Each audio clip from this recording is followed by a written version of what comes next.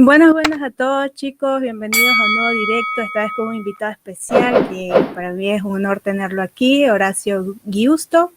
Bienvenido, Horacio. Bueno, Horacio, lo que sé más o menos de tu carrera, que estás en un programa radial, Libertad Radio, ¿no? La Resistencia, perdón, La Resistencia. También has escrito ensayos sobre el cambio climático, el conservadurismo y todo ese tema.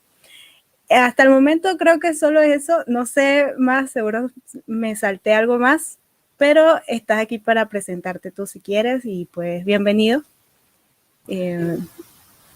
Bueno, en primer lugar, antes que todo, y como corresponde a un caballero, muchísimas gracias por la invitación. Para mí es un honor estar acá y te lo he marcado incluso previo a este vivo, que siempre he consumido tu canal, creo que de lo mejor que se encuentra en YouTube, así que muchas gracias, me siento muy honrado por semejante honor de estar aquí.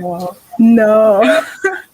Hay una pregunta muy recurrente que a mí me suelen hacer, decir, bueno, ¿quién sos o quién es Horacio Giusto? Y esto es muy curioso, bueno, ¿quién soy? Que es el gran enigma de algunos, el gran enigma. Bueno, soy papá de la niña más linda del mundo, intento ser un buen esposo, hace poco que estoy casado, así que hago mi mejor esfuerzo por ser un buen esposo. Trato de mantenerme como un amigo leal, sé que tengo pocos amigos, pero los pocos que tengo, un equipo muy reducido de trabajo, pero antes que equipo de trabajo somos hermanos, es una hermandad lo que poseemos. Insisto, somos pocos pero buenos, y creo que eso es quien soy. Soy un intento de buen hijo, aunque no siempre me sale. Me autopercibo católico, pero la mitad de las veces me equivoco muy feo. Creo que eso es quién soy. Ahora, ¿qué hago? Porque esto es curioso, cuando uno va a una reunión, ¿quién sos? Te dicen, yo soy abogado, yo soy médico. Bueno, no, bueno. Yo lo que hago es básicamente ser escritor y conferencista. Soy director de La Resistencia Radio y miembro fundador de Fundación Libre. En este momento estoy sacando al mercado lo que sería técnicamente mi segundo libro, en realidad es mi primer libro como autor solitario, El conservadurismo en 10 reflexiones. Es una obra media extensa, son más de 500 páginas, pero lo he tratado de sintetizar lo más que pude. Y estoy trabajando ya en mi segundo libro, todavía no hemos definido el nombre con mi socio, con Ignacio Boller, que lo voy a citar bastante hoy, sobre lo que es la farsa del ecologismo, básicamente. Esta es la tesis de nuestro segundo libro, también en pleno proceso de investigación, pero calculamos que para fin de año va a estar ya disponible. Perfecto, increíble. Vale, 500 páginas es fascinante. Vamos a tener mucho para leer este año entonces. Bueno, creo que antes que nada, gracias por esas palabras que dices sobre mi canal. La verdad es que antes de yo seguir con este canal, ya te seguía a ti, ya te veía tus videos, tus conferencias, o sea, tus videos en la Resistencia Radio. Y pues creo que también eres como cierto referente para mí con el respecto al tema del conservadurismo y la derecha. Por esto te invité al canal para conversar sobre el cambio climático, que creo que tienes muchísimo más, sabes más del tema que yo. O sea, yo sé más o menos algunas cosas que pues no me dejo engañar por estas ideologías falsas que pues buscan meterse así en la vida de la gente para controlarla. Entonces creo que es muy importante saber ahora, o sea, saber de lleno qué está pasando con el tema del cambio climático, porque antes era enfriamiento del mundo climático, el calentamiento global, y ahora es el cambio climático. O sea, van cambiando los nombres conforme se va descubriendo la farsa, ¿no?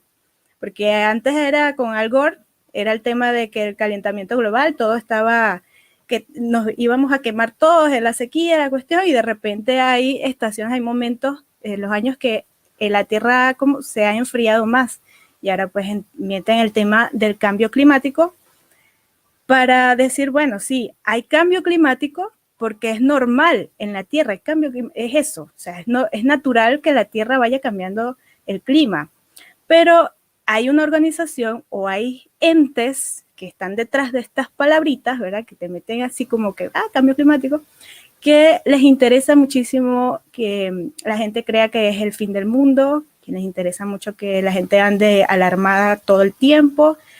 Y pues para eso está Horacio, para decirnos un poco sobre qué es el cambio climático, por qué hay gente que dice que nos vamos a morir, por qué la Tierra se va a acabar, por qué no hay que traer más gente al mundo.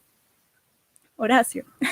Bien, creo que has hecho un resumen espectacular de todo lo que es la ponencia que había preparado hoy día. Y antes de comenzar, es preciso aclarar que debemos saludar también a esta hermosa audiencia que veo que con mucha paciencia se han presentado aquí.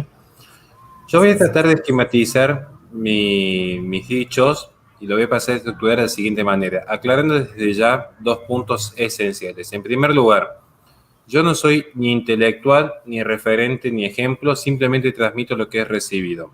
En segundo lugar, la forma en la que voy a exponer, la voy a exponer de tal manera para que quienes estén viendo este vivo y ya han consumido mi canal previamente, se lleven un nuevo conocimiento, porque no me gusta repetir lo que previamente se ha dicho. Cada vez que soy invitado a un determinado espacio, trato de darle contenido innovador para que no sea reiterativo y por respeto al tiempo lo que están viendo aquí. ¿Cómo voy a estructurar la conversación de hoy día? Que en realidad, si bien va a ser un poco un monólogo, no tengo ningún problema en que se me interrumpa, en que se me hagan preguntas o que nos detengamos en determinado aspecto. En primer lugar, voy a hacer una mención específica a lo que es la historia del ecologismo, porque entendiendo lo que es la historia, con un particular énfasis en la cuestión ideológica, vamos a pasar luego a lo que es la politización en 1960. A partir de allí, vamos a empezar a ver cómo se vincula esta politización con lo que es el cambio climático antropogénico, que esta es la tesis fundante de mi libro. No es negar el cambio climático, sino hacer alusión a lo que es el cambio climático antropogénico, para que luego se pueda ver cómo con dicho modelo fallido, a mi humilde entender, surge el problema del consenso científico y a partir de aquí se ve lo que son las consecuencias de lo que podríamos determinar una suerte de iluminismo verde. Básicamente, esta es la forma en la que voy a pasar a exponer. Aclarado esto, insisto, no hay ningún problema con que se interrumpa, con que se realice cualquier tipo de pregunta o observación, porque de hecho estoy en contra de los monólogos y sirve para darle cierto dinamismo. Si bien la historia del ecologismo... ¿Sí? No, perfecto, continúa. Ya estaba diciendo que está bien, me parece bien. Vale. Si bien la historia del ecologismo es muy amplia, todos les van a empezar a hablar siempre de lo mismo. Le van a hablar de que surge de fines del siglo XX, que se consolida como ciencia autónoma en 1930, que Ernst Haeckel es su fundador. Todo esto bien se sabe desde la academia, que incluso lo llegan a vincular con autores de corte medieval e incluso clásicos griegos respecto a lo que es el vínculo que hay en la biología, particularmente en los organismos vivos, con el elemento del medio ambiente. Esto es como una definición muy básica. Pero yo quiero detenerme en un punto específico, porque tratamos de darle, insisto, aquello que la academia no les va a dar. Y esto es lo fructífero de utilizar el poder de las redes sociales a nuestro favor. Porque la palabra ecología, bien se sabe, proviene de los vocablos griegos oikos y logos, que significa casa y ciencia o conocimiento. Depende de la traducción, hay una discusión muy profunda en este sentido. Esta palabra la toma Ernst Haeckel, que es un zoólogo alemán que nace en 1869 y que acuñó el término ecología para definir así el estudio del ambiente natural y de las relaciones entre organismos y sus alrededores. Quiero remarcar un punto específico cuando toman esto en 1869 este término. Porque Haeckel, que vive entre 1834 y 1919, tenía una particularidad como divulgador, que era un divulgador antes que ecologista, como dirían algunos, era un divulgador darwinista. Y esta es una esencia fundamental. No se puede entender el ecologismo y aquellos que quieran tomar nota vayan sacando la lapicera y el papel. No se puede entender el ecologismo si previamente no se entiende lo que son las ideologías. No me voy a detener a explicar qué es una ideología, porque eso lo desarrollo en el primer capítulo de mi libro, pero sí quiero marcar esto. Devienen esencialmente en un proceso post-revolucionario napoleónico en el cual se enfatiza ese desarraigo que hay del discurso con la realidad y particularmente en nombre del cientificismo. Curiosamente, la ciencia como expresión de la realidad se separa al tener una expresión ideológica. El darwinismo es un metarrelato, a la par de todo otro metarrelato como lo plantea Lyotard. Lyotard explica bien que en la condición moderna, previo al modernismo, en esta condición del modernismo puro, existían metarrelatos. Uno de estos metarrelatos es particularmente el darwinismo. Podríamos tomar, por ejemplo, la presencia del inconsciente en Freud, podríamos tomar la riqueza de las naciones en Adam Smith, podríamos tomar la liberación del proletariado en Marx. Todo proyecto posee un metarrelato. Bien, el metarrelato del ecologismo ya parte en su esencia, en su núcleo, del darwinismo. Y esto es muy importante para comprender cómo en este siglo de evolución en el pensamiento ecologista deviene esta idea de selección natural, porque lo está planteando su propio fundador. Ernest Haeckel tiene una particularidad cuando escribe El enigma del universo, donde proclama que la civilización moderna evolucionó gracias a lo tecnológico y lo científico, pero que sigue careciendo de un cambio cualitativo en lo moral y lo social.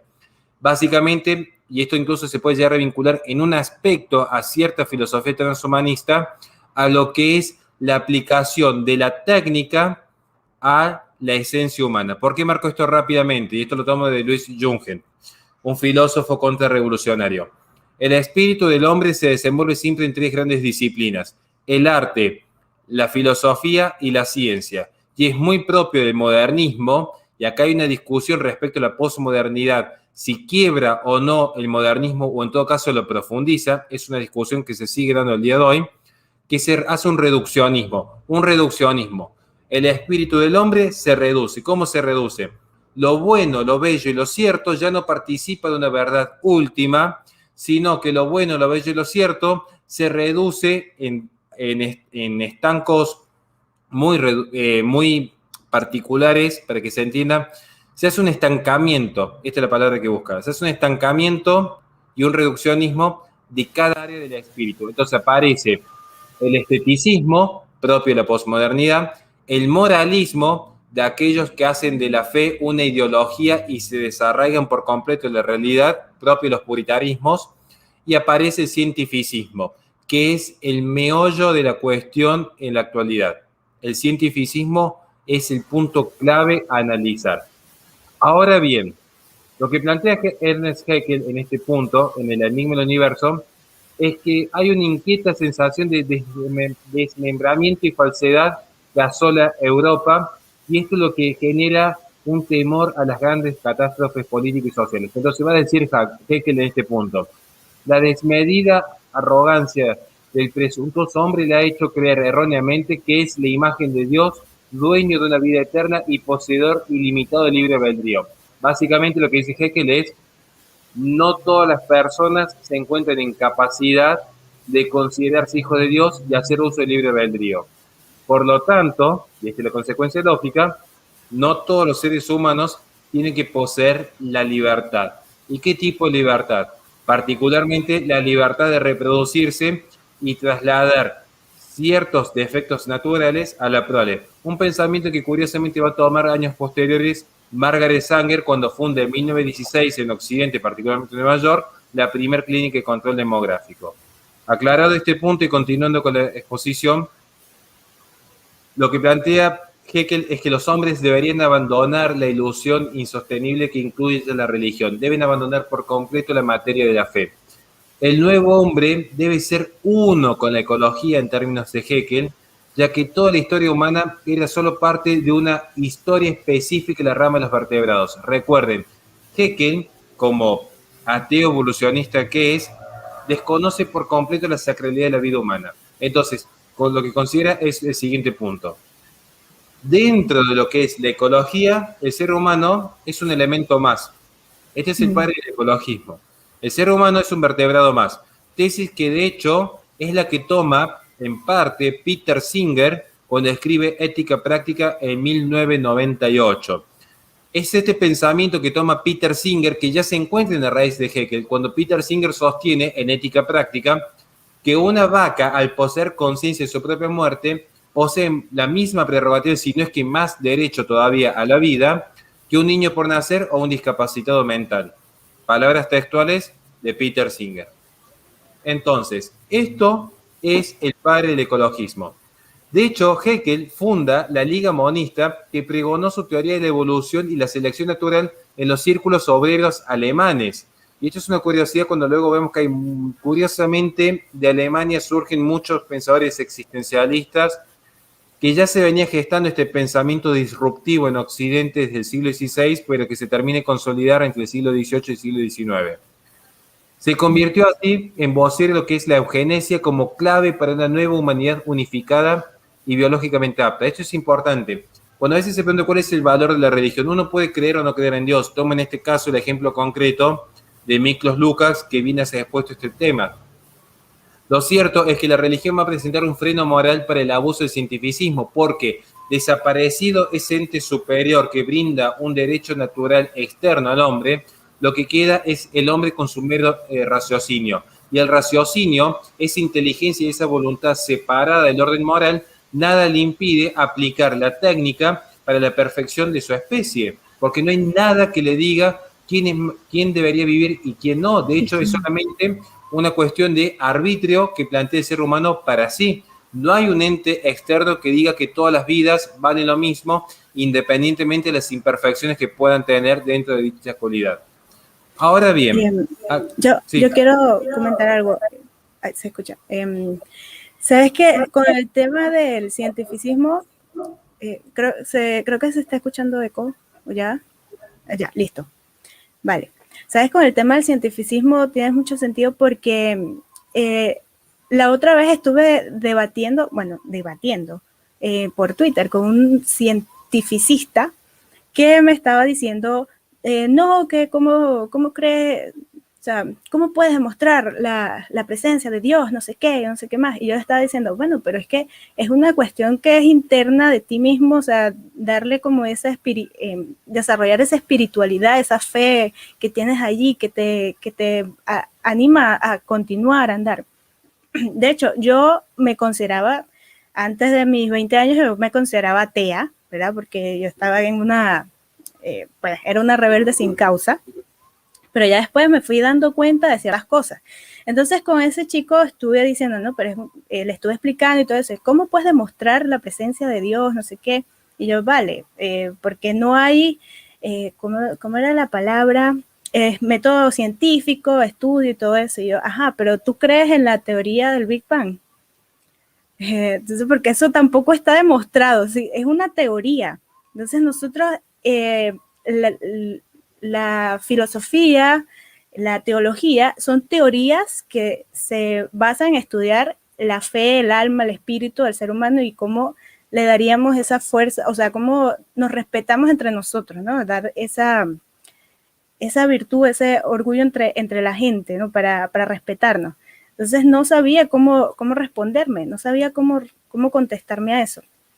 Entonces, cuando estas personas apartan toda esa espiritualidad o toda esa filosofía, como tú dices, o sea, la gente siempre va a estar intrínsecamente siempre va a buscar creer en algo, tener fe sobre algo.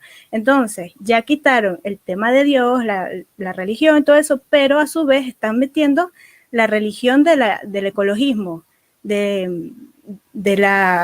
el medio ambiente. Entonces estamos entrando como una especie de paganismo en el que, bueno, vino una ola tsunami que destruyó Japón. Ay, es porque el dios Poseidón estaba muy molesto con nosotros. No le sacrificamos suficientes niños.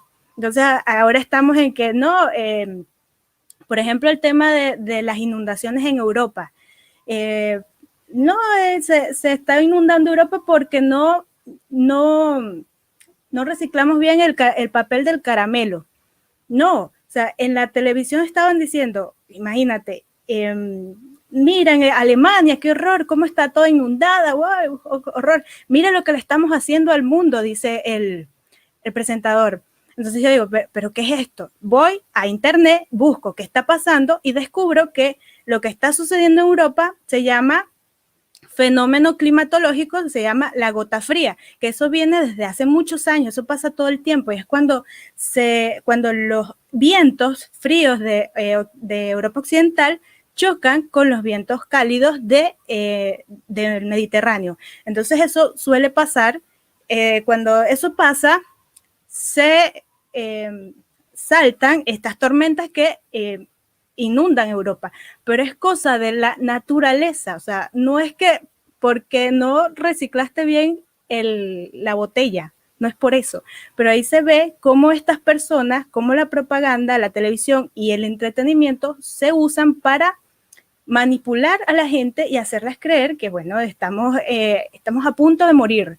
Que imagínate, la película está en el 2012, no, una locura. Pero bueno, continúa, Horacio. De hecho, es tan preciso lo que has marcado que es parte de lo que voy a exponer más sobre el final respecto a dos fenómenos que son puntuales. Primero, lo que es la sacralización y luego lo que es el fenómeno propio del clima.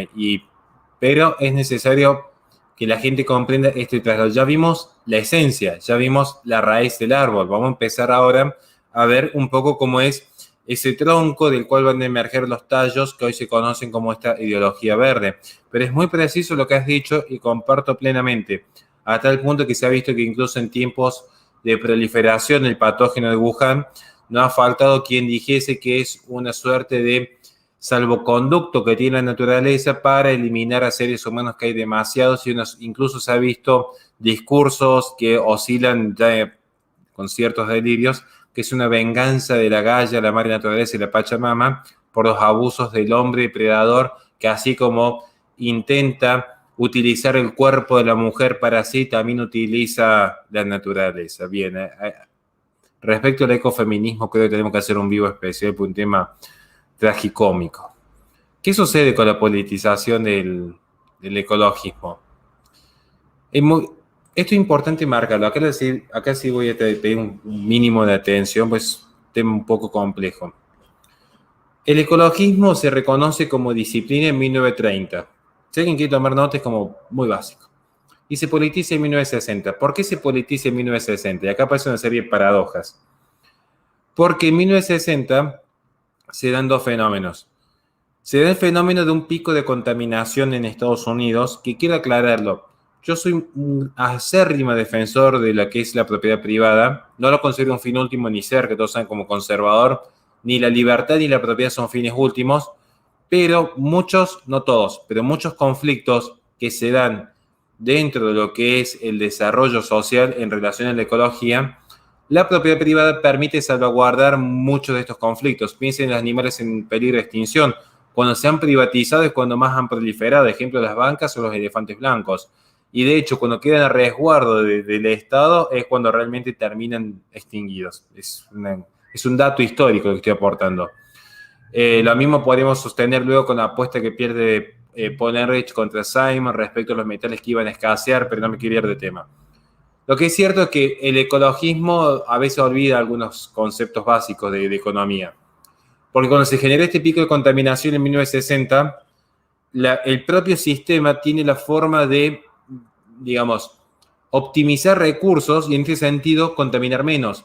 El propio mercado lleva en un punto, cuando es libre de intervención estatal, a lograr morigerar en parte lo que es un proceso de contaminación.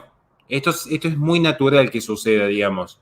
Pensemos en un ejemplo muy básico que alguien podría observar rápidamente en cuántos árboles se evitan talar simplemente con lo que es un pendrive, para dar un ejemplo concreto. Es el ejemplo más típico.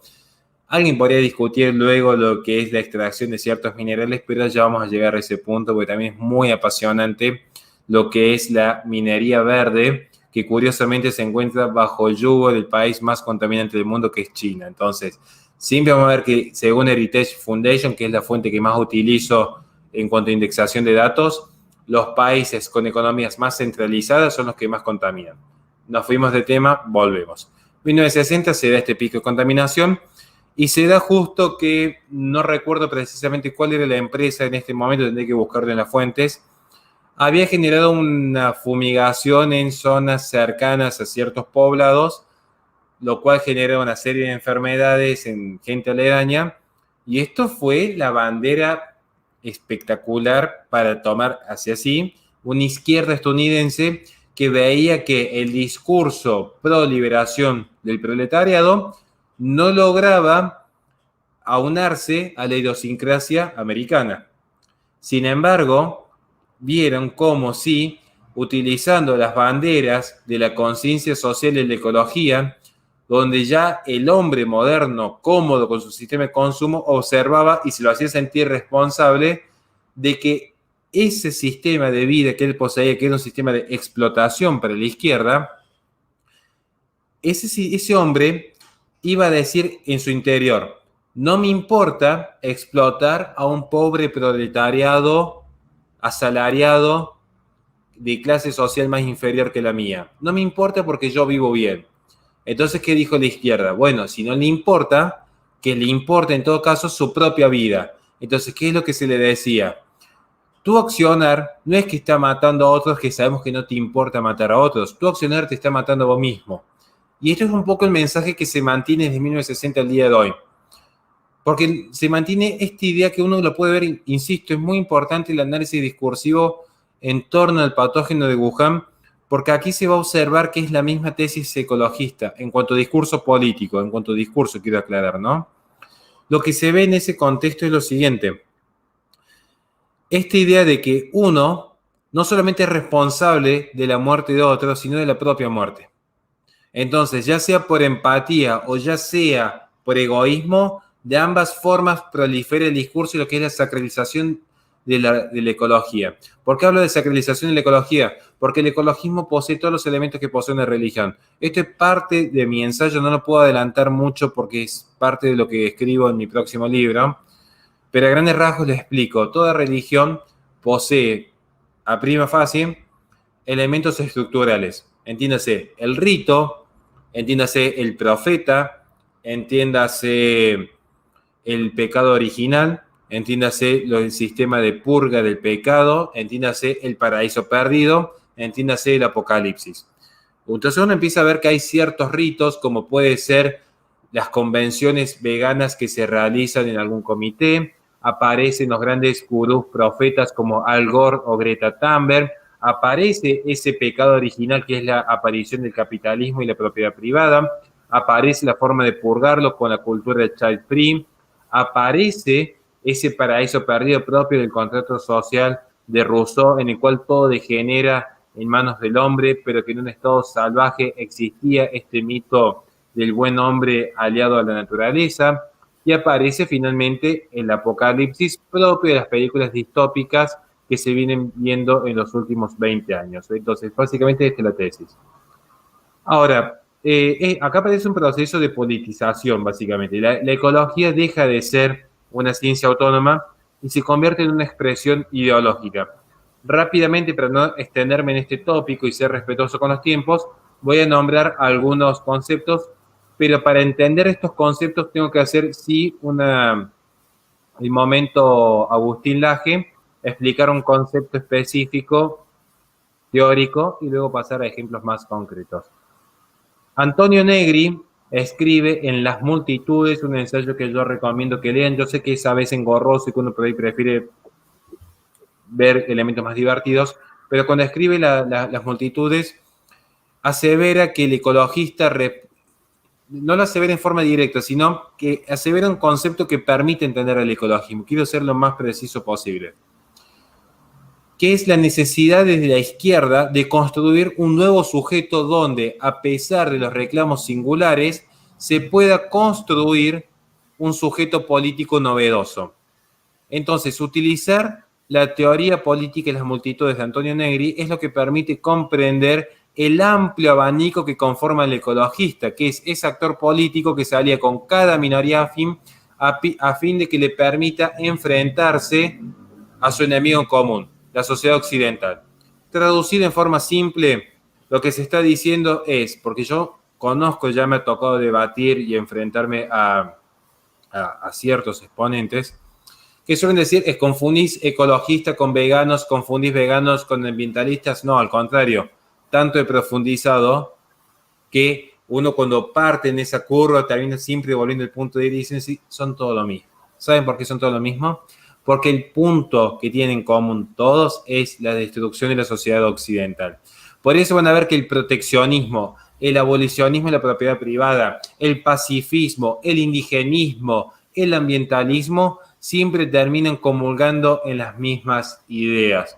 ¿Qué es lo que varía entre uno y otro? El color de la bandera, y que a algunos suele darse en ciertas ocasiones que aparecen algunos animalistas que les gusta bañarse y cada tanto aparece un ambientalista que no necesariamente vive de los subsidios paternos, sino que a veces hasta parece que trabajan, pero son excepciones. Lo cierto es que, ¿sí?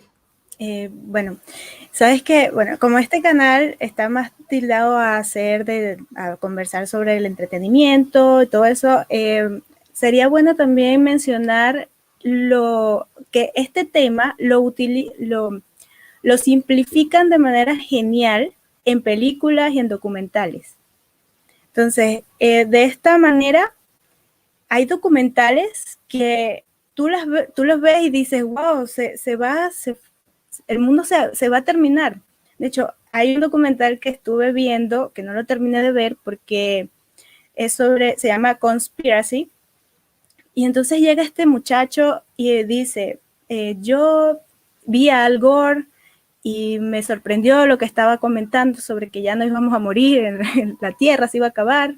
Entonces dije, voy a dar mi granito de arena, y mete el tema de la ganadería. Entonces, el único referente de donde él dice que vio esos estudios es de la ONU. Entonces, yo quiero que empecemos a meternos por ahí ya de una, si te parece, porque la ONU está detrás de todo este circo, no sé cómo decirlo, de todo esto, y hay mucha gente que la toma como referencia, así como la gran cosa que pues, oye, lo dijo la ONU, es verdad, si lo dice la ONU es porque es verdad, pero la gente no se da cuenta que detrás de eso hay algo, o sea, hay como una estrategia política, hay un porqué, una razón. No es que lo hacen porque, ay, soy muy bueno y pues pobrecito, pobre la tierra que con los gases de la vaca nos vamos a morir. Entonces, podríamos entrar, si quieres, al tema de la Agenda del 2030, que hay mucha gente que la está, o sea, que no se da cuenta, y mucha gente dice que todo esto lo que estamos diciendo es conspirativo. Ay, ¿por qué están conspirando todo el tiempo? Pero no se dan cuenta que... Vale. Perfecto, dale. Perfecto. De hecho, justo es el tema que toca. Quería simplemente cerrar, necesitaba justamente enfocar este punto de las multitudes, vale. Y paso directo a lo que es la Agenda 2030. ¿Por qué? Porque dentro de lo que es el apartado de la ONU ha habido siempre elementos que han ido socavando sus ideologías en un organismo que ya nace en términos globalistas. Pasa que hablar de globalismo sería materia, todavía no me quería ir de tema, pero son temas muy complejos que se vinculan necesariamente. Pienso rápidamente para que se entienda. Petra Kelly, que ocupa un lugar en un momento dado dentro de lo que es el acercamiento a la actividad política de la ONU, es una de las pioneras de lo que es el ecofeminismo y fundadora del Partido Verde Alemán, donde escribe por un futuro alternativo. Pensemos, Petra Kelly, que es una de las mayores influencias que hay en Europa respecto al pensamiento ecologista, es lo que dice expresamente: mientras los varones blancos tengan el poder social y económico, las mujeres y las personas de color continuarán siendo discriminadas y la pobreza y la mentalidad militarista continuarán sin disminuir. Piensen, esto se escribe hace 30 años atrás, es el discurso del día de hoy. Esto es importante marcarlo porque no se puede entender la Agenda 2030 si no se ve quiénes son los que la fundamentaron rápidamente. Arne Naess es el que cambia la tradición antropocentrista en su visión biocentrista. ¿Esto qué significa? Que si la visión es antropocentrista no va a intentar cuidar el humano. Tengo que marcar este punto porque si no, no se va a entender lo que es la agenda de la sostenibilidad. Porque si la agenda es antropocentrista, se debe prevalecer al hombre por sobre todo. Si es biocentrista, el hombre es un engranaje más propio de la filosofía postestructuralista. Y si el hombre es un engranaje más, es sustituible. Porque lo importante, si es biocentrista, es cuidar la ecología. Si es antropocentrista, es cuidar al hombre. Entonces, si es antropocentrista, no se puede sostener todo lo que es la Agenda 2030, que literalmente está llamando a reducir la población por cualquier mecanismo. ¿Por qué se da este fenómeno? Porque se legitima la agenda biocentrista, donde la propia humanidad está diciendo, nosotros no importamos, lo que importa es un espacio externo, entiéndase, la biosfera, para que se comprenda rápidamente. Y luego tenemos otros elementos que no voy a entrar, pero que son como un dato de color.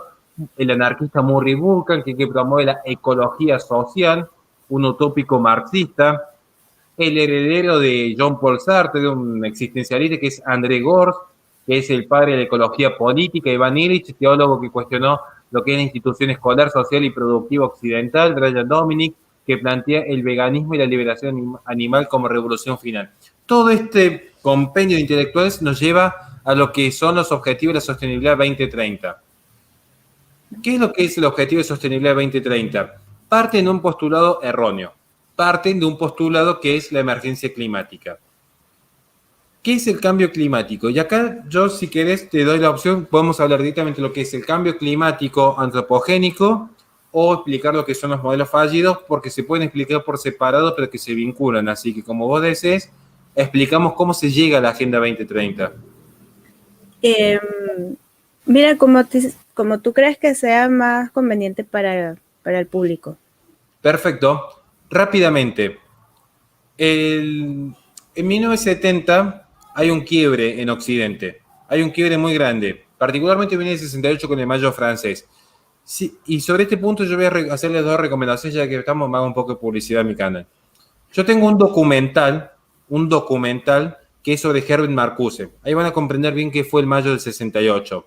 Y tengo un video explicando la diferencia entre conspiración y teoría conspirativa. Tiene dibujitos animados, tiene un poco de humor, pero tiene mucho contenido teórico. Así que me llevó una semana a hacerlo, por favor. Pónganme un like al menos. Apóyenlo. Pero eso quiero marcarlo. ¿Por qué? Porque hay un quiebre. Y en este quiebre que se da es una izquierda, y esto no es teoría conspirativa, digo, esto es un dato histórico. Hay una izquierda que de repente observaba que combatiendo el capital en nombre del ecologismo, el propio capitalismo le daba respuesta a sus pretensiones. Es decir, la izquierda decía, no hay que contaminar. Pero entonces el capitalismo dice, bueno, con la propiedad privada podemos demostrar que se contamina menos. Entonces se tenía que nuevamente revalidar un discurso novedoso. Un discurso que, insisto, yo hablo de izquierda en términos generales, pero no es esa izquierda marxista. Más particularmente cuando yo hablo de izquierda, piensen en la Ilustración francesa jacobina, para que se entienda. Ese es lo que yo hablo de izquierda. Yo soy muy conservador. La izquierda marxista para mí, como siempre digo, Marx ha muerto y la propia izquierda lo ha matado. Entonces hay que dejar de robar con Marx por 2 años, más o menos. Sí. Aclarado este punto, ¿qué es lo que sucede? Vamos a ir un poquito al cambio climático. Hay muchos datos que podríamos arrojar respecto a lo que son los cambios graduales, y yo sé que acá se duerme la audiencia. Yo voy a ponerme a leer dato por dato. Si quieren, despacio el ensayo que hemos hecho con mi socio, no hay ningún problema, porque si no se van a dormir. Pero básicamente... Pero ¿no lo vas a publicar, el ensayo? Sí, pero una cuestión es lo que yo publico en formato escrito y otra cuestión es lo que ya está en la web, que son el público, por eso. Vale. Grandes rasgos. ¿Qué es lo que es el cambio climático? El cambio climático es una redundancia, porque no hay nada más variable e inestable que el clima. ¿Quién lo dijo esto? No lo dijo Horacio Giusto desde Córdoba, Argentina. Lo dijo Patrick Moore, ex presidente de Greenpeace. Tanto que le guste la falacia y la autoridad a tantas personas que critican lo que nosotros decimos, lo dice el propio ex presidente de Greenpeace. Expresamente dice, hace 2000 años hemos visto el periodo de calentamiento romano, luego vinieron los años oscuros más fríos, después aparece en el periodo medieval caliente un cambio muy similar al que se ve hoy día, y sin embargo tenemos luego el fenómeno de Groenlandia. Entonces, que Groenlandia, insisto, se llama Tierra Verde porque era una zona, no voy a decir tropical, pero similar, y luego vino un invierno devastador. ¿Qué quiere decir? ¿El cambio climático existe? Sí, claro que existe, pero no es antropogénico, no es culpa del hombre. Esto es lo que quiero marcar. Podría aburrirme de pasarle investigaciones científicas que las puede buscar cada uno. Insisto, busquen Patrick Moore, por dar un ejemplo, Bjorn Lomborg, el ecologista escéptico, que si bien él se retracta de un capítulo, el resto sigue vigente. Javier González Corripio, científico que ha trabajado en la NASA. Todo esto van demostrando lo que es el cambio climático antropogénico como una farsa, porque siempre hubo cambios climáticos. Judith Curry, que hace poco le dedico un video explicando un postulado que tuvo un debate en el Congreso, una científica vigente al día de hoy, que es la principal en cuestionar el consenso científico. ¿Qué significa? ¿Hay cambio climático? Claro que lo hay. ¿Pero a qué se debe? Este es el punto de cuestión. Entonces, acá yo quiero entrar a la cuestión de lleno de la ONU. Perdón. Sí, sí. Sabes que hay un científico ya de por los años 70, 60, por ahí, Milan Chovik, algo así se llamaba, que él él mostró una teoría del cambio climático que se debía al sol. O sea, el cambio climático era culpa del sol. Y al eje, o sea, la inclinación del eje de la Tierra. Entonces, a los años 80, las organizaciones científicas del clima aprobaron esa teoría. Tenía sentido. Entonces, conforme la Tierra o el eje axial se va inclinando, o sea, va girando y todo eso, o sea, el sol, por supuesto, va calentando zonas que no puede calentar en otras partes. Entonces, la Tierra, el constante cambio, la circunferencia y todo de la Tierra, eso hace que pues, el Sol actúe en nuestro clima. De hecho, hay terremotos, por ejemplo, el terremoto de Japón del 2011, eso fue tan fuerte que provocó que la Tierra diera vuelta más rápido. O sea, le puso que si un milisegundo, algo así. O sea, por eso es que estamos viendo que los días duran poco. O sea, y no solo ese terremoto, son muchos terremotos que han venido a lo largo de la historia que han afectado la naturaleza de cómo se mueve la Tierra. Entonces, eso también es un punto que debería la gente aprender o ver porque, o sea, no hay que dejarse llevar solo por el discurso alarmista y ya, o sea, hay que ver más adentro. Pero dale, Horacio, continúa. Perfecto. Sí, perfecto. No puedes quitarle el silencio. Está perfecto lo que has dicho. Y son datos muy interesantes. Por eso no me quiero ir tanto en datos, porque sé que es un poco engorroso a veces el tema de los datos, pero a ver, vamos a entrar un poquito en el tema del consenso científico y las consecuencias que genera para no extender. Vamos a cortar justo a la hora, les prometo, tengan paciencia, que vamos a llegar bien con el horario. Miren, ¿cuál es el tema del consenso científico? Que ya hay gente que cuestiona el cambio climático, pero respecto a lo que yo creo de la democracia, pues el fondo del consenso científico, ¿saben qué se resume? En la ideología dominante de la Revolución Francesa, que fue el dogma de la democracia, que lo bueno, bello y cierto dependía de mayorías circunstanciales. Y a su vez estas mayorías circunstanciales, curiosamente, siempre dependen del financiamiento de ciertas élites.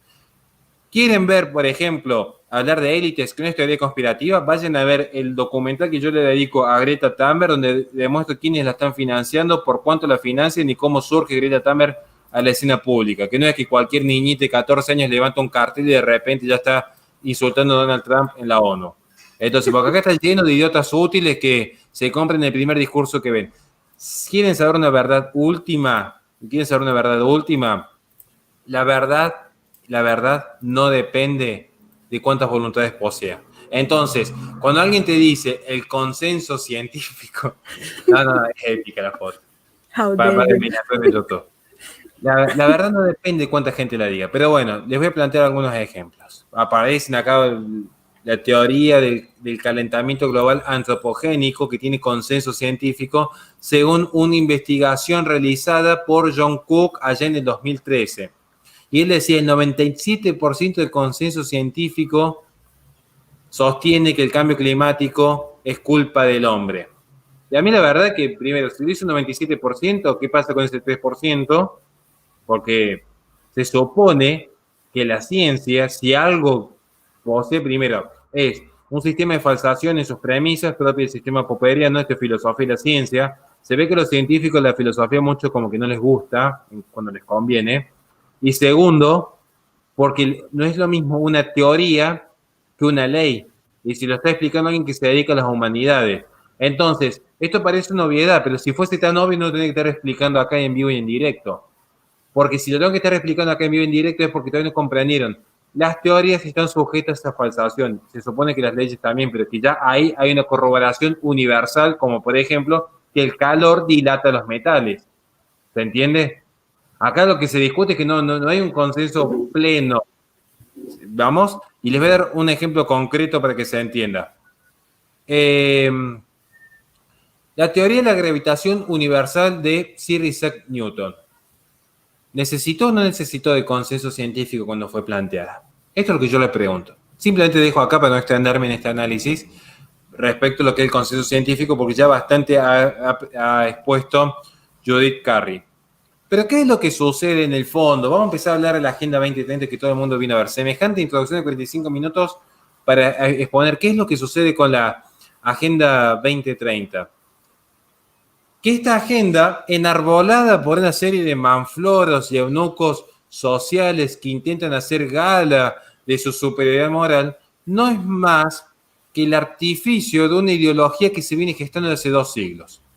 Una ideología que comienza con Thomas Malthus, pero que luego perfecciona Paul Ehrlich.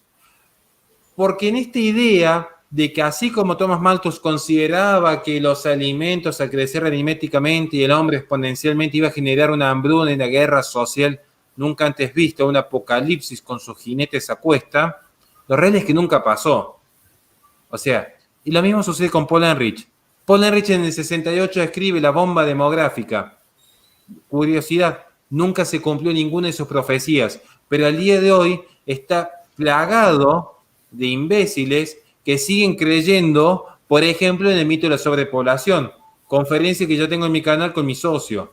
La sobrepoblación es un mito. Literalmente toda la humanidad podría ser albergada en el territorio de Estados Unidos. Literalmente.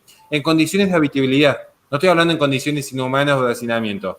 Lo que pasa que incluso no falta al día de hoy, no falta aquel pretenso consumidor serial de material pornográfico que en sus ratos libres entra a YouTube a decir, no, porque acá en México, acá en Capital Federal, acá en Chile, hay mucha gente apretada en el subte.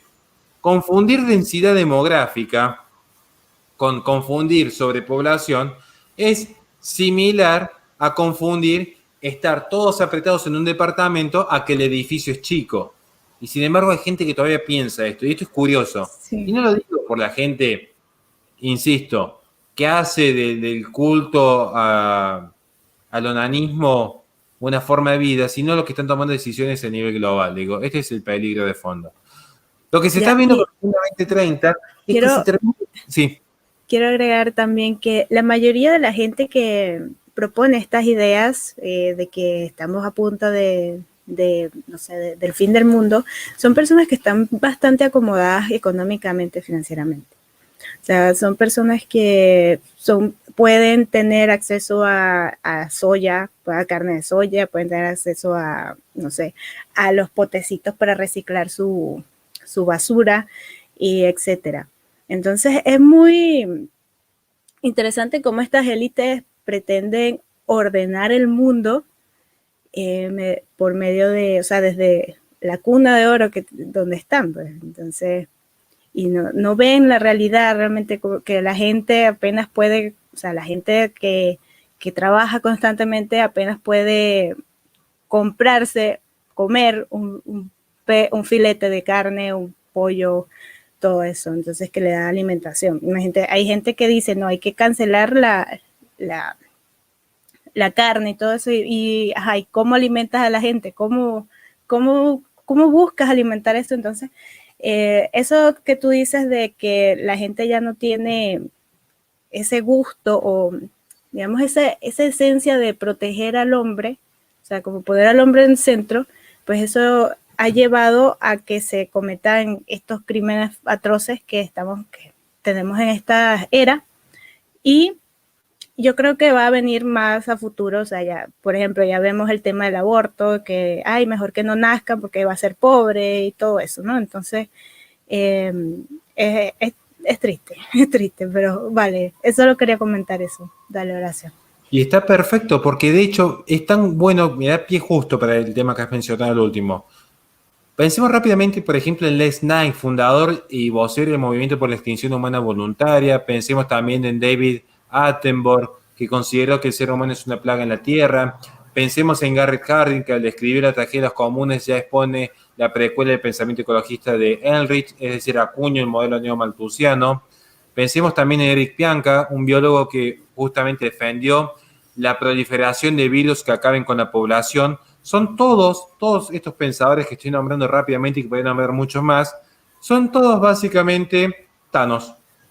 Y cuidado con esto, ¿eh? Cuidado con creer que la ONU es el malo de la película. Bueno, claro que es el malo de la película. Bueno, es malo para la gente de bien.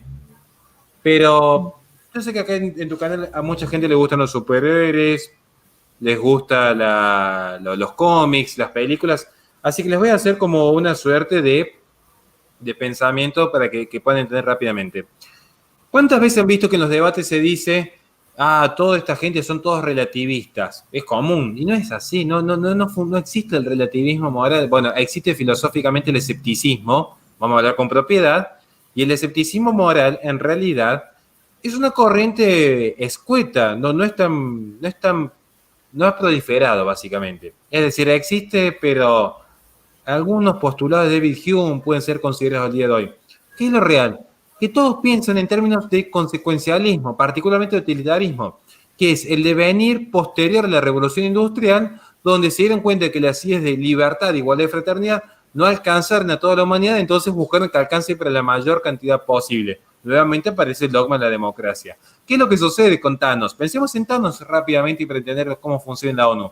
No es que son malos per se, no es que dijeron como Pinky Cerebro, se levantaron una mañana y dijimos, ¿qué vamos a hacer hoy? Conquistar el mundo. De hecho, ellos lo que piensan, en principio, hay una cuestión que se vincula más a un espacio teológico, pero no lo quiero abordar acá, ¿no? Pero discursivamente, ellos lo que proponen es lo siguiente. Lo mismo que Thanos. Thanos nunca dijo, bueno, voy a matar al Capitán América porque no me cae bien, pero a mis amigos y a mis camaradas los voy a dejar vivos. Él dijo, hay mucha gente en el mundo, en el universo, no hay tantos recursos, esto genera guerras, y la falacia de la suma cero propio de la izquierda, claro está, ¿no? Esto también lo tomo en mi libro. ¿Qué vamos a hacer? Eliminar la mitad, aleatoriamente. Este es el mito de la sobrepoblación, esto es lo que sostiene la Agenda 2030.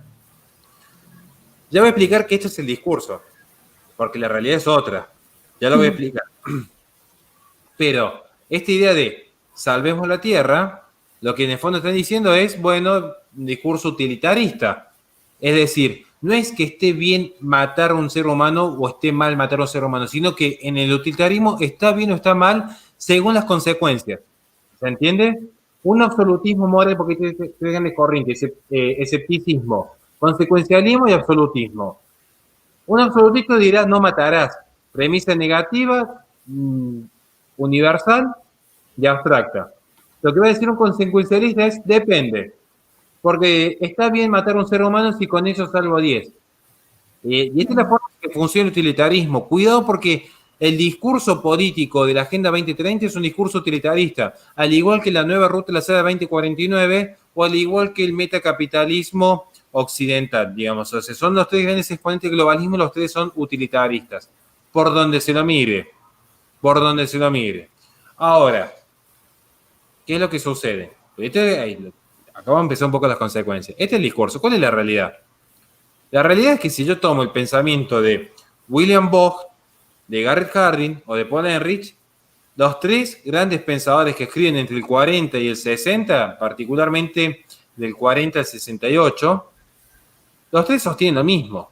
Bueno, qué lástima que Estados Unidos ya se reprodujo, qué lástima que Estados Unidos ya contaminó. Lo importante es que ahora ciertas naciones no se reproduzcan y no contaminen, que no se industrialicen, que no se poblen, porque el daño allá ya está hecho. Esto es propio del utilitarismo. Es, bueno, lo hecho está. Ahora veamos qué se hace el futuro. Y acá es lo que aparece el fenómeno.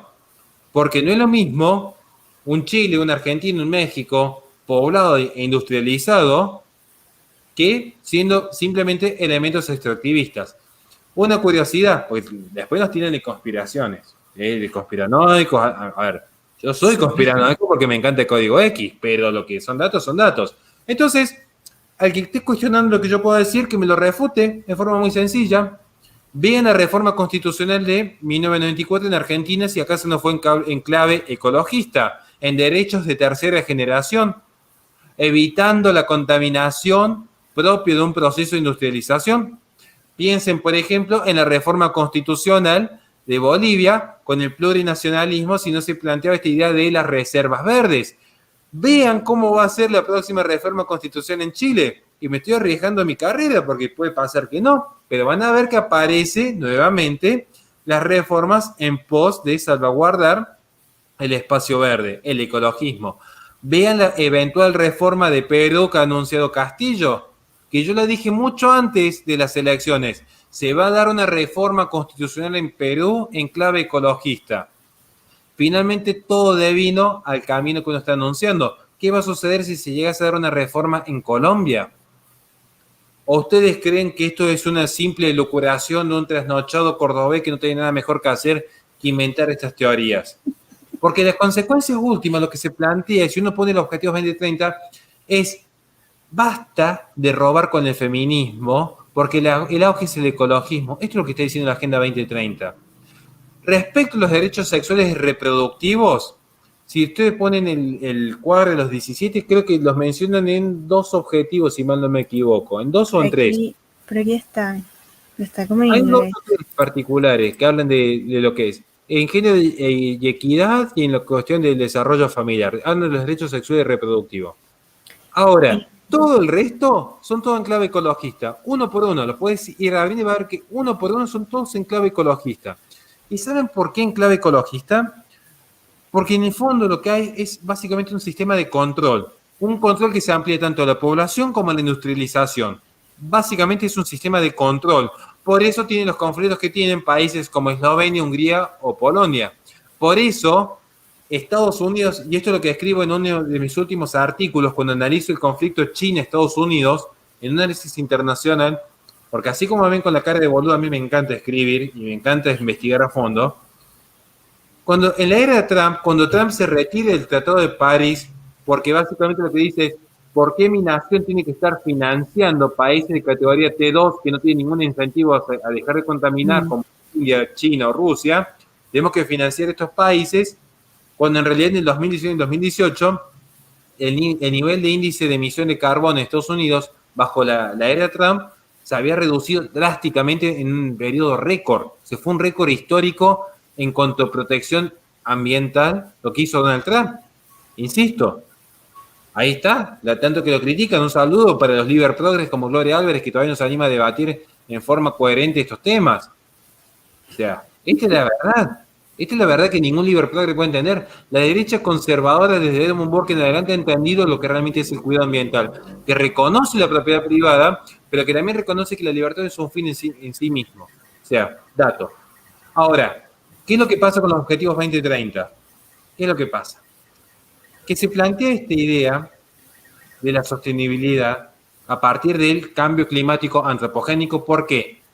Porque si el cambio climático es externo al hombre, en todo caso el hombre tiene que buscar las formas de paliar la situación, porque históricamente el hombre está en conflicto con la naturaleza. El hombre posee 3 grandes amenazas desde que nace. El miedo, o básicamente la amenaza de la naturaleza, el otro y la muerte, a grandes rasgos. O son sus 3 principales miedos, si lo quieren ver. Ahora, si el efecto es la actividad del hombre, ¿qué es el hombre? A diferencia de un animal. Y cuidado con estos procesos animalistas que lo que hacen es reducir al hombre a la categoría animal, para hacer un ser domesticable, porque el animal no crece en dignidad. ¿Qué diferencia entre el hombre y el animal? Acá me van a salir a matar todos los veganos, pero bueno. Básicamente la diferencia es que el ser humano posee inteligencia y voluntad. Naturalmente, al poseer inteligencia y voluntad, el ser humano no convive con la naturaleza, sino que la transforma. Y si se parte del postulado teórico de que la transformación de la naturaleza es lo que genera el cambio climático que se ha convertido en una emergencia climática, ¿cómo se elimina entonces la consecuencia? ¿Eliminando la causa?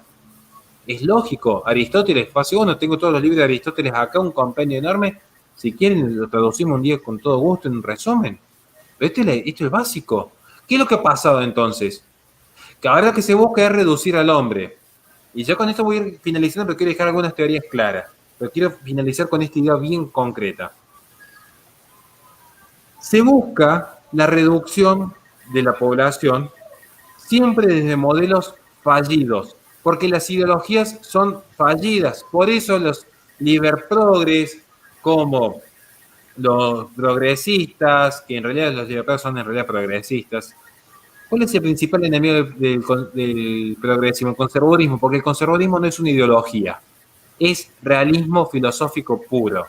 Entonces, como es realismo, estas ideologías no pueden suprimir sus ideas que han construido con una fatal arrogancia. Tienen que suprimirse al hombre, porque esa es la fatal arrogancia de las ideologías. ¿Qué es lo que sucede en última instancia? Que el progresismo aplica modelos fallidos vez tras vez. Todo esto es parte de mi libro, por eso no me quiero extender tanto. Pero ¿qué es lo que sucede en última instancia? Que en última instancia lo que se está diciendo es lo siguiente. Aparece en los 80 un modelo fallido.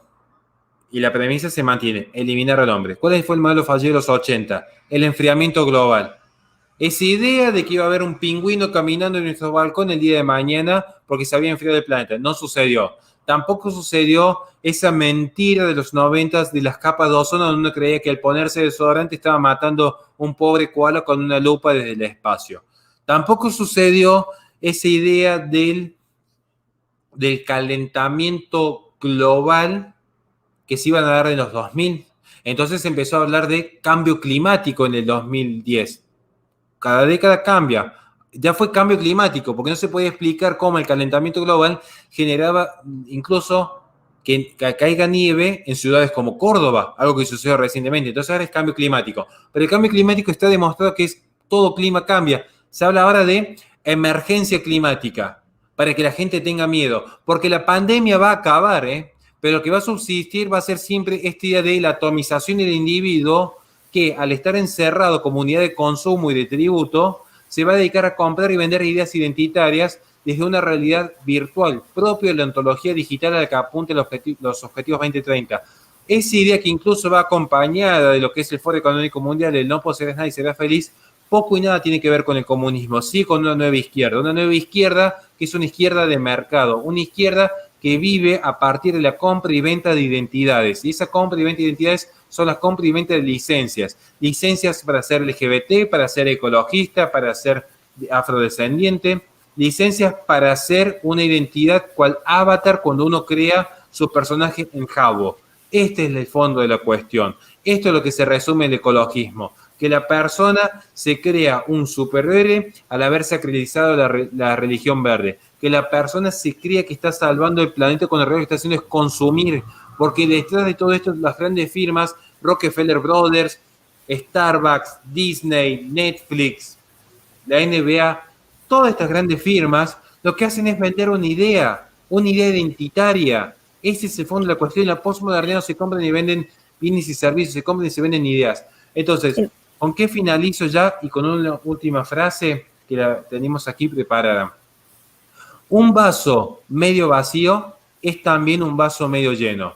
Pero una mentira a medias de ningún modo es una media verdad. El calentamiento global, la sobrepoblación y lo que es el proyecto de sostenibilidad son una completa mentira. Y ya con esto sí finalizo finalmente. Voy a hacer una pequeña reflexión porque es propio de la soberbia que posee, pido disculpas de antemano, de querer siempre dejar un mensaje propio a los que somos más viejitos y queremos sentirnos un poco papá de los que están escuchando ahora. Les quiero dejar un mensaje final. Todos estos mensajes apuntan a la reducción poblacional. Todos los mensajes apuntan a la reducción poblacional. Y eso está claro. Ahora, ¿realmente alguien cree que se trata del aborto inducido? En parte sí y en parte no. Igual que con la finalización de la tercera edad, que soy cuidadoso porque sé cómo funciona este sistema de YouTube. También con la legalización de ciertos estupefacientes para no absorber la realidad. En parte sí y en parte no. Pero estaríamos viviendo como, o empezando a vivir ya lo que sería un mundo feliz de Aldous Huxley. totalmente, totalmente. Entonces, con esto ya cierro. ¿Quieren realmente rebelarse al sistema? Empiecen a tener familia. ¿Saben qué es lo que le promueve? Piensen voy a dar un ejemplo. Piensen en referentes feministas, muchas referentes feministas. ¿Cuántas tienen muchos hijos? ¿Cuántas tienen muchos hijos? No alcanzan, no hay muchos. Y de la vereda del Sí, frente, tienen como 10 gatos. bueno, Shulamit Firestone, literalmente, cuando yo digo que el feminismo lo que te promete es A y termina en B, cuando yo digo que el feminismo terminan todas muriendo solas, rodeadas de gatos, en un departamento viendo los Simpsons a la noche con un ataque de depresión, me refería a Shulamit Firestone, que encontraron el cadáver del mes porque no la quería absolutamente nadie. Digo esto como dato, ¿no? Pero si uno piensa en el feminismo y dice, ¿qué es lo que hay al frente? Nada. Ahora, ¿y en la vereda del frente? Cuidado con esto, ¿eh? Porque cuando te están diciendo, no, lo importante no es abortar, pero lo importante es que vos seas libre, empoderada, que crezcas profesionalmente, que tengas primero tu casa, tu auto, es materialismo puro. ¿Dónde está el aspecto espiritual? Cada uno tiene su vocación. No digo que todos tengan que salir a tener hijos, pero digo, ¿quieren reventarse el sistema? Hoy es más antisistema, anti que un influencer, un padre de familia que tiene 3 hijos que trabaja en el kiosco. Las tasas de fertilidad están bajando en el mundo abismalmente. En Argentina, en España, en Japón, las tasas de fertilidad están bajando abismalmente. Bien, si no, los inviernos demográficos de Europa, los hombres herbívoros en Japón o la caída de tasas de natalidad en América Latina. ¿Y ustedes creen que es porque se legalizó el aborto? ¿Cuánta gente conocen ustedes que ha abortado? ¿Por qué no empezamos a interesar el debate?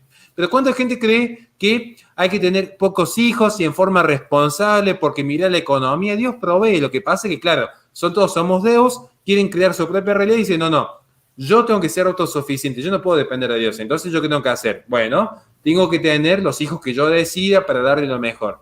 A ver, saquemos la cuestión teológica. La realidad es que está demostrado que Jesucristo existió históricamente, como hecho, ¿no? Nació en un establo. Ah, no, pero nosotros tenemos que tener lo mejor de lo mejor de lo mejor para ser buenos cristianos. Déjense de joder. ¿Quieren ser antisistema? Den la batalla cultural, pero en el fondo es una batalla espiritual. ¿Y cómo se combate? Generando nuevas almas. Todo el sistema lo que quiere, transhumanismo, ecologismo, feminismo, es a la persona atomizada, a la persona haciendo gala de ser un homo deus, un ser singular, que a diferencia de Ortega y Gasset, en realidad es un hombre masa, pero multicolor, con arcoíris y consoladores. Pero no es más que eso. No es más que eso. Entonces, ¿quieren realmente romper la Matrix? Tanto que les gusta a muchos. Empiecen a reproducirse como conejos. Van a ver cómo cambia el mundo. Esta es la única verdad. Por eso van a ver que siempre se permite cualquier discurso político. Cualquier discurso está permitido. Que sea en pos de la liberación absoluta y progreso indefinido. Ahora, cuando aparece gente que dice, no, vamos a defender la familia, pero no defender familia tipo, pongo el Twitter, viva la familia. No. Vamos a defenderla teniendo, ahí van a encontrar todas las contras. El sistema lo que quiere no es que abortes, lo que quiere es que no te reproduzcas, no importa cómo. Y la mejor forma de legitimar esto, ¿saben cómo es? Legitimando y vanagloriando la libertad individual. No, ¿cómo vas a ser mamá? Que después no te va a dar bola a ningún tipo, que se te cae el cuerpo, que no tenés tiempo para estudiar, que no puedes viajar por el mundo, que ya no es tan glamour, que ya no va a tener tantos likes en Instagram. Y bueno, cada uno elige. Cada uno elige. Yo no me voy a meter en la vocación de nadie porque el conservador sabe separar lo público y lo privado lo privado. Entonces, cada uno viva como quiere. Yo lo que estoy diciendo es, realmente, ¿quién rompe el sistema? ¿Saben quién es? Cacho, el kiosquero que tengo acá al frente de mi edificio, que tiene 3 hijos, que cuando llega a elaborar todo el día se pone a tomar un mate con la esposa y sale al parque que tenemos justo acá en la esquina a pasear con su nene de 5 años. Es el que para mí rompió el sistema. Yo puedo decir muchas estupideces y está todo documentado lo que digo. Pero insisto, yo no soy ejemplo, yo transmito lo que recibí. ¿Quieren ejemplos? No lo busquen acá en redes sociales, búsquenlo en las padres de familia que se han largado a tener hijos desde el anonimato, desde esa singularidad, desde esa humildad. Simplemente con eso y perdón por haber más que en vivo. No, no, perfecto, o sea, me encanta escucharte porque si fuera por mí estaríamos 3 horas aquí escuchando, pero tienes muchísimas cosas que decir en las cuales yo estoy totalmente de acuerdo. A veces, por supuesto, no tengo esa preparación que tú tienes con respecto a todos esos autores que yo no los conozco a todos, la verdad, y pues es magnífico que alguien pueda, no sé, sintetizar todo eso, todo lo que dijeron esa gente, pero son muchísimos libros, la verdad, como dijiste. También está el tema, creo que ya te tienes que ir, ¿verdad? Porque tienes otro vivo, ¿no? O tenemos un poquito de tiempo. Ya. A las 10 estamos arrancando, tenía que arrancar, pero me está cubriendo mi equipo, así que le mando un saludo enorme a todos los chicos de la radio. Bueno, ya con esto también yo termino. De hecho, lo que tú planteas es cierto. Mira que hay gente actualmente que dice, no traigan niños al mundo porque la pobreza. Entonces, yo me pongo a pensar, a analizar. Imagínate que la gente del medievo, dije, a ver, hubiese pensado así. No, porque tengo una cabañita, que tengo un burrito, que no tengo nada. ¿Y cómo voy a traer niños al mundo no sé, para hacerlos sufrir, para venir a sufrir? Pero es que eso no es tu decisión. O sea, la gente sale de la pobreza. O sea, la humanidad ha sabido enfrentar esos problemas y por algo tenemos obstáculos para desarrollar nuevas soluciones, para mejorar nuestras vidas y así ir desarrollando, evolucionando. Ese yo creo que es digamos, lo que hace al ser humano humano. Bueno, yo creo que ya, o sea, está bien por los momentos, nos metimos un poquito por la feminista, por el aborto, todo eso, y creo que estaría buenísimo para otro programa hablar ya de lleno de las feministas, porque también tengo muchísimo que decir sobre ellas. Y pues nada, muchísimas gracias, Horacio, por aceptar esta invitación, por compartir tu conocimiento con nosotros, y pues eso, un saludo para ti y para tus hijos y tu familia. Bueno, muchísimas gracias. Yo ahora tengo que partir. Un último, porque he visto algunos comentarios por ahí. Miren, a ver, si la plata va a ser una excusa para no tener hijos, a ver, yo digo, cada uno viva como quiera, haga lo que pueda. Yo lo que digo es, voy a contar con esto cierro. Mi humilde caso, a mí me dicen un día, vas a ser papá, y a la semana, el lugar donde yo estaba trabajando, me dijeron, nos fuimos a la B, se cierra todo. Y yo de repente me encontré sin nada, de nada, de nada. Y hoy, gracias a Dios, tenemos nuestra casita, tenemos nuestro autito. ¿Y cómo se hizo? Miren, gente, un poco, yo podría, no quiero mezclar lo que es la religión y mi fe acá, pero saquemos la cuestión sobrenatural que siempre ayuda. A ver, creo que también es cierto, en parte, que la naturaleza tiene cierta sabiduría. Si la naturaleza quiso que ustedes tengan hijos, es porque considera que tienen los huevitos bien puestos para hacerse cargo, digamos, ¿no? Entonces, si yo de entrada estoy viendo que empiezan a poner excusas, digo, menos mal que la naturaleza no está dando a un tipo semejante cagón un hijo. O sea, porque uno cuando tiene familia, sí, te haces cargo y te haces cargo. Que cuando querés, podés. Cuando querés, podés. Las grandes revoluciones no vinieron con tipos financiados de entrada millonariamente. Empezaron desde abajo, desde cero, de gente que no tenía nada que perder en la vida, pero estaba convencida. Y formar familia requiere convencimiento. Y si ya de entrada tenemos dudas, y bueno, lamentablemente les voy a decir, si tienen dudas de formar familia por la plata, que la libertad, que el progreso material, que me van a adoctrinar a mis hijos porque yo no los sé educar lo suficientemente bien, lamento decirles, ¿saben qué? El sistema ya los adoctrinó. El sistema lo que quería lo logró. Quería que ustedes dejasen de tener confianza en sí mismos y se creyesen unos pusilánimes incapaces de generar nueva vida. Porque todo lo que hagan en la vida va a ser transformar naturaleza. Una piedrita se transforma en una mesa o en una casa. Es materia inerte siendo materia inerte. Yo me he hartado de llenar páginas con tinta escribiendo el reverendo pedo. ¿Y saben qué? Es página con tinta. Ahora, mi hija es un ser autónomo que siente, que piensa y que ama, Y eso es un milagro, porque de la nada aparece un nuevo ser humano en el cosmos. No es que transformé una hojita de papel. Y con esto me voy. Un consejo, gente.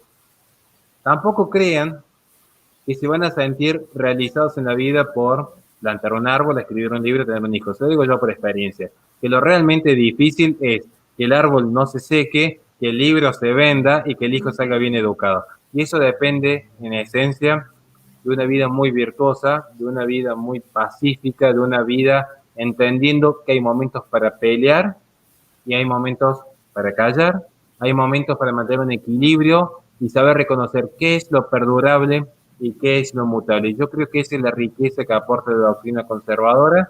Simple con eso y muchísimas gracias, Matilda, porque para mí es un honor estar en tu canal, que insisto, es lo que más consumo en YouTube, sino es que es el canal que más consumo en YouTube justamente. Wow, muchas gracias, Horacio. O sea, tus palabras, perfecto. Pero esto no sería el último, así que, o sea, una despedida definitiva. Ya estaríamos pronto a hacer otros videos, pero ya, listo. Para Saludos el feminismo. porque, sí, el feminismo y el ecofeminismo. Pero dale, saludos porque ya te tienes que ir.